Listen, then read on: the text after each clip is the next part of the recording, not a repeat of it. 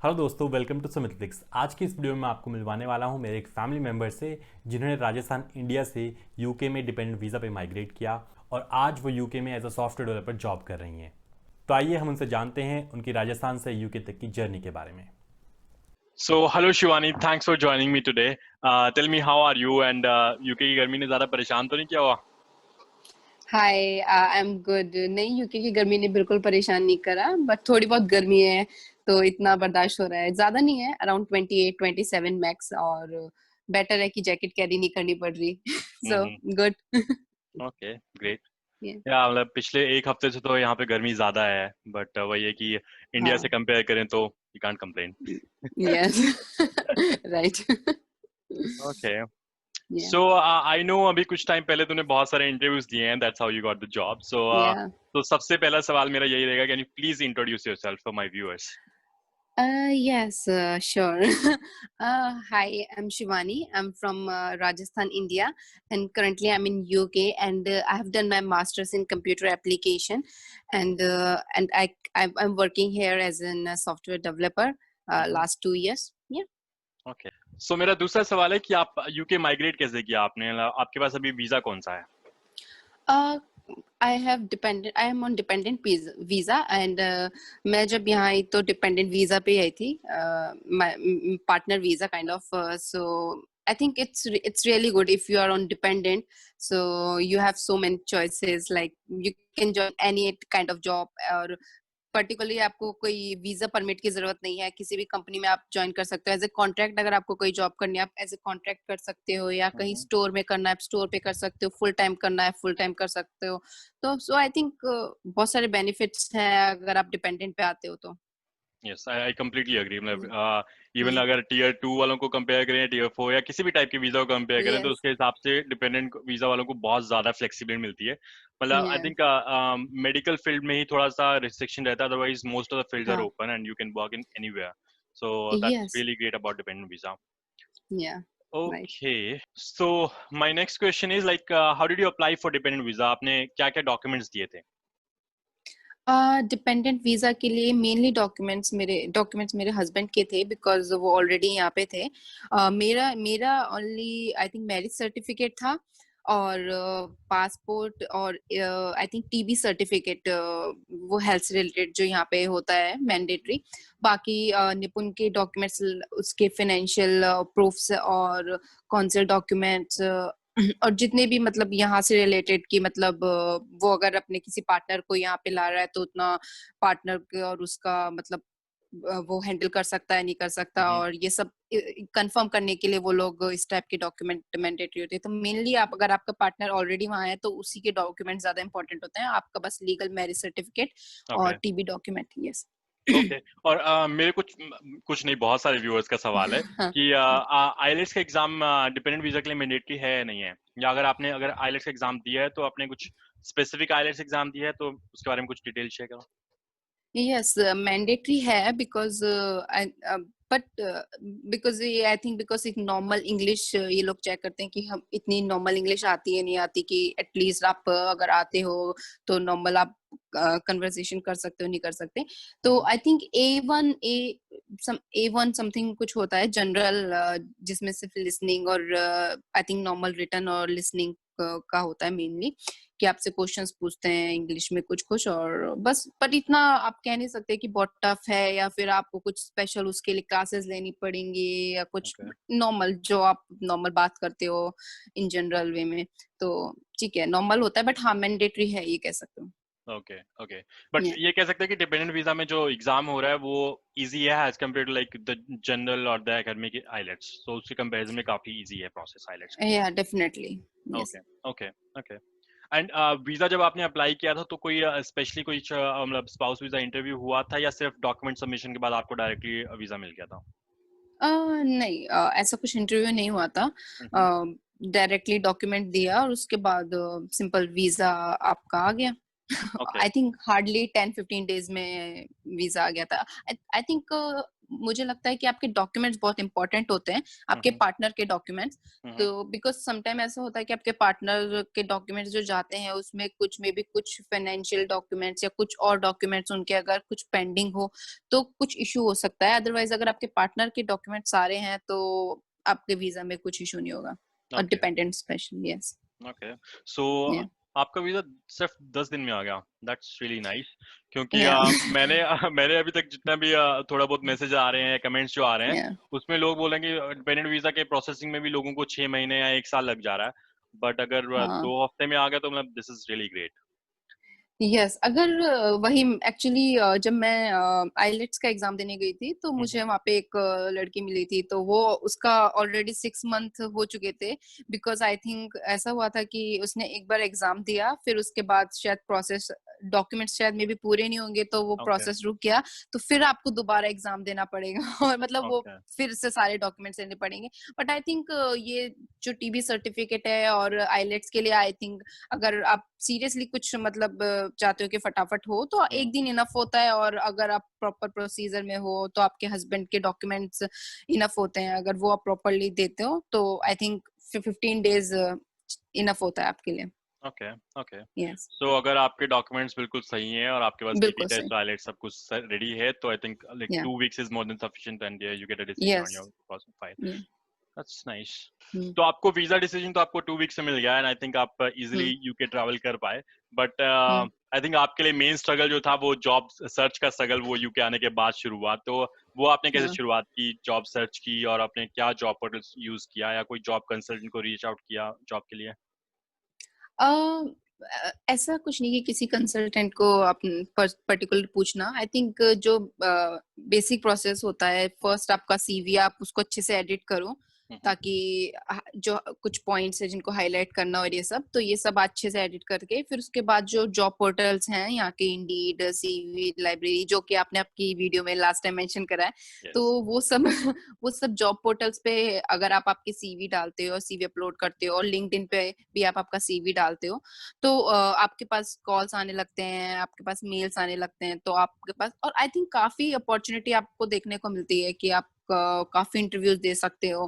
But ये होता है कि हाँ अगर आप जैसे मेरा फर्स्ट टाइम था मैं यहाँ पे आई, तो मुझे जब मैं कॉल्स पिक करती थी या कुछ तो थोड़ा सा लैंग्वेज इशू हो, इंग्लिश है बट हाँ आई थिंक थोड़ा सा डिफरेंट वे होता है। तो या आप थोड़ा सा स्टार्टिंग जैसे 10-15 डेज तो आपके पास जब कॉल्स आती है तो आपको थोड़ा सा हार्डली ऐसा लगता है कि पता नहीं क्या बोला क्या नहीं बोला। एग्जैक्टली तो थोड़ा सा ये इशू होता है। बट हाँ आई थिंक आप 1 मंथ के बाद या 10-15 डेज में आप नॉर्मल हो जाते हो कि हाँ ये इस तरह से बात करते हैं। बाकी और कुछ इतना इशू नहीं है। अगर आपके पास अच्छा एक्सपीरियंस है तो आप अपना वो एक्सपीरियंस कॉन्फिडेंटली, और अब जब इंटरव्यू के लिए भी जाते हो तो उन लोगों के लिए आपकी इंग्लिश और ये सब इतना इम्पोर्टेंट नहीं होता। अगर आपके पास अच्छा एक्सपीरियंस है और आप अपनी स्किल्स को अच्छे से रिप्रेजेंट कर रहे हो तो वो यहाँ पे काफी इंपॉर्टेंट है। बिकॉज आई थिंक इंडिया में ऐसा होता है कि अगर आप ढंग से कम्युनिकेट नहीं कर पाए तो आई थिंक ये थोड़ा सा इशू वहाँ पे है। बट यहाँ पे अगर आप जैसे उनको पता है कि दूसरे कंट्रीज से आए हैं, अगर किसी वे में अगर आप कम्युनिकेट नहीं कर पाते हो लेकिन अगर आप अपना टेक्निकल स्किल्स और अपनी स्किल्स अच्छे से उनके सामने रिप्रेजेंट करते हो तो हाँ आपको इजीली जॉब मिल जाएगा। Okay, okay. So you can say like communication or the English skills is not a big hurdle in finding a job. Like even if you have an average level in English and if you have good IT skills or good skills, so it's या easy in that way. Still you yes can go for it. Yes, it's true. And I think communication आपका धीरे धीरे better हो जाता है। Communication इसलिए आपको थोड़ा इश्यू होता है क्योंकि शायद आपका way of talking in English जो कि इंडिया में होता है वो डिफरेंट होता है एज कम्पेयर टू यूके के लोगों Yes. से। तो इसलिए आपको शायद थोड़ा सा स्ट्रगल करना पड़ता है और शायद इन लोगों को ये बात पता होती है। अदरवाइज जब आप काम करने लगते हो और आप जो भी काम कर रहे हो अपनी टेक्निकल स्किल अगर आप उन तक पहुंचा रहे हो या आप ऑफिस में भी काम कर रहे हो और आप पहुंचा रहे हो अपनी स्किल्स, तो वो बहुत इंपॉर्टेंट है। अगर आप मतलब आप कहीं पे इंग्लिश में रॉन्ग हो रहे हो या कुछ हो रहे हो तो वो इतना बिग डील Okay. नहीं है। हाँ। Okay. तो इंडिया में जो जॉब एक्सपीरियंस था, तो वो हम्म यहाँ पे कुछ काम आया, वो स्किल सेट जो इंडिया में आपने जॉब के दौरान लिया, तो वो कुछ यूजफुल हम्म रहा यहाँ पे जॉब सर्च में, या फिर आपने बिल्कुल स्क्रैच से शुरू किया और कुछ नई स्किल सेट सीखी और उस पे आपने जॉब सर्च किया? आपका एक्सपीरियंस ऑब्वियसली काम आता है, वर्क एक्सपीरियंस आपका जो भी होता है।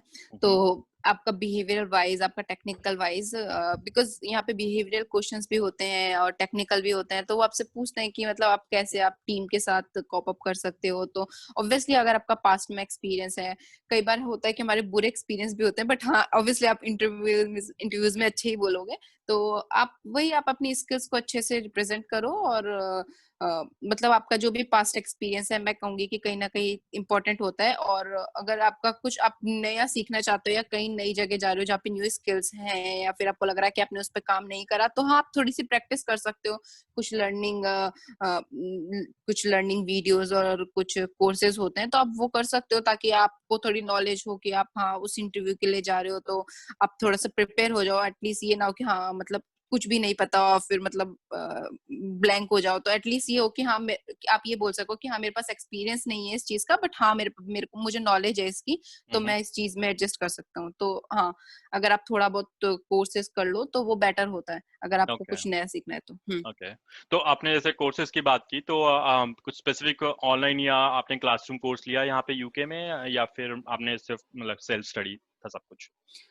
आई थिंक कुछ कोर्सेज तो थे, आई थिंक कोर्स एकेडमी करके कुछ वेबसाइट्स वगैरह होती हैं इनकी। हम्म। और आई थिंक मेरे जो पार्टनर है, मेरे हस्बैंड, वो ऑलरेडी सॉफ्टवेयर में है, तो वो काफी उनके स्किल्स काफी अच्छे हैं, तो उनसे भी उनके साथ प्रैक्टिस करना, और वो काफी हेल्पफुल था। और उन्होंने काफी कुछ चीजें सिखाई कि मतलब किस टाइप से मतलब इंटरव्यूज में यहाँ पे हेल्प हो सकती है। तो वो आई थिंक अगर आपका पार्टनर ऑलरेडी यहाँ पे वर्किंग है तो ये बहुत हेल्पफुल है आपके लिए, क्योंकि आपको कहीं ना कहीं एक पाथ मिल जाता है।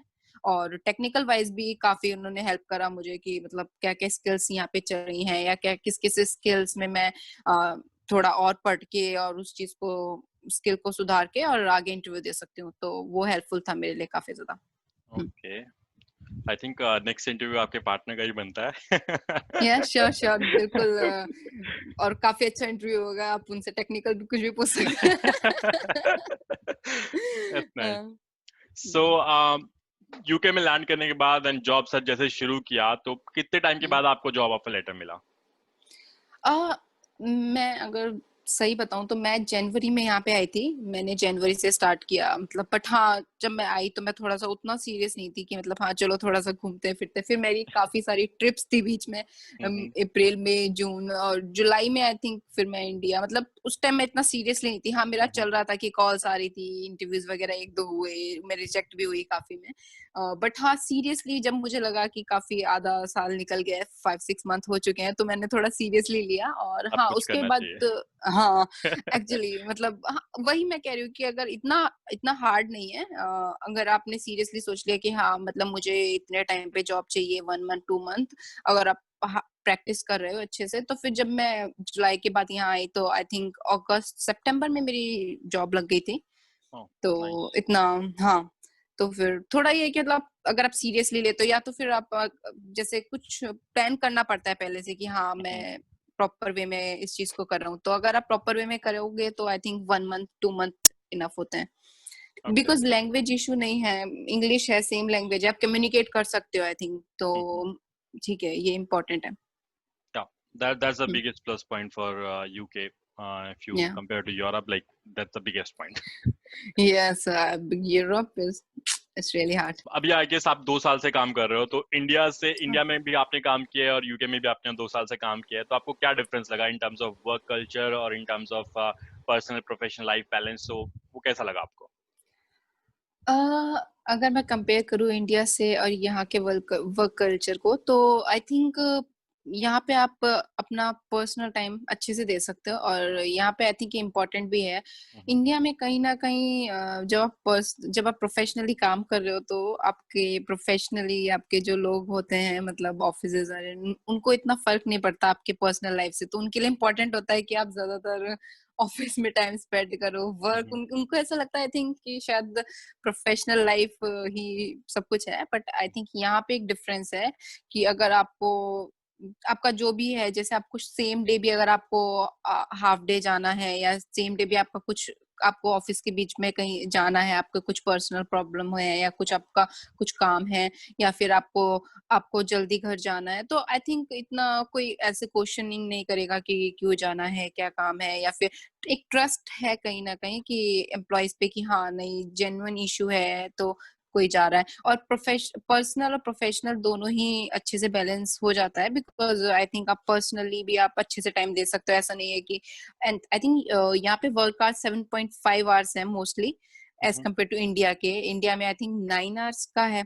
तो एक तो ये डिफरेंस आ जाता है क्योंकि आप 9 घंटे ऑफिस में स्पेंड करो और एक 7.5, तो आप घर पे थोड़ा टाइम दे सकते हो। और उसके बाद दूसरी चीज की आप ऐसा नहीं है कि अगर आपका कुछ काम आ गया है, आपका ऑफिस आज खत्म हो गया है, तो आपको नहीं नहीं मैं अभी ये काम करता हूँ तो शायद 1 घंटे बाद चला जाऊँ, ये यहाँ पे नहीं है। अगर आपका कितना भी अर्जेंट काम है, बहुत कुछ बहुत बहुत ज्यादा इंपॉर्टेंट, जैसे कोई रिलीज है, और वो भी आई थिंक प्री इन्फॉर्मेशन होती है कि हाँ भाई कोई रिलीज है या कुछ है तो आपको रुकना है, या फिर वो प्री इन्फॉर्मेशन, इवन आपका फूड भी फिर वो लोग हैंडल करते हैं। अदरवाइज आपका अगर जब आपका काम खत्म हो गया तो उसके बाद शायद लोग यहाँ पे 5 मिनट भी एक्स्ट्रा नहीं देते।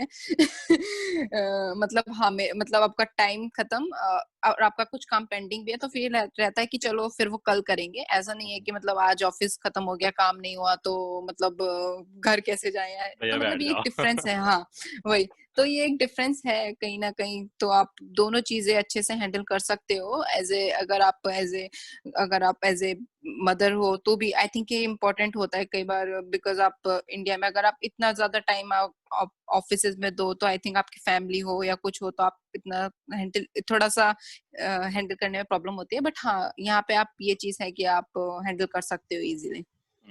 खैर यहाँ पे काम करने का ये सबसे आई थिंक पॉजिटिव पॉइंट तो यही है कि आपने हम्म। प्रोफेशनल और पर्सनल लाइफ का बहुत ही अच्छा बैलेंस है। क्योंकि हाँ। मैंने खुद इंडिया में 5-6 साल काम किया है, और मतलब hmm. Professional life like it, there is no difference between personal and professional. Like your Yeah. professional life like walks over your personal life. So Yeah. that's what I feel. And even in my last interview when I was talking to Jimmy, and she had the hmm. same experience. Like यहाँ पे बहुत Yeah. अच्छा balance है, आपको बहुत हम्म। अच्छा time मिलता है, आप खुद के लिए भी और अपने काम के लिए भी।